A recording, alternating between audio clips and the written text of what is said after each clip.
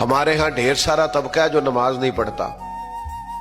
مجھ سے ناراض نہ ہونا، نماز کی وضاحت کوئی نہیں کہ میرے پاس یہ وضاحت ہے کہ میں نماز نہیں پڑھتا، یہ اس کی وضاحت ہی کوئی نہیں، کیونکہ شریعت نے اس کی کوئی گنجائش نہیں رکھی. کھڑے ہو کے نہیں پڑھ سکتا تو بیٹھ کے پڑھے، بیٹھ کے نہیں پڑھ سکتا لیٹ کے پڑھے، اشارے سے پڑھے.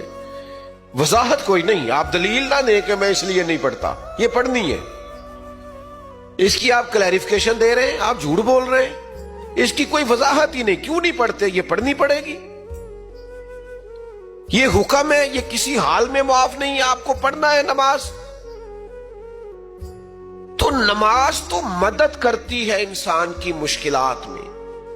آپ جب سجدہ کرتے ہیں تو گویا آپ اپنے آپ کو سمیٹ کے رب کے حضور پیش کر دیتے ہیں کہ مالک میں کمزور ہوں، جو کرنا ہے میرے رب نہیں کرنا ہے.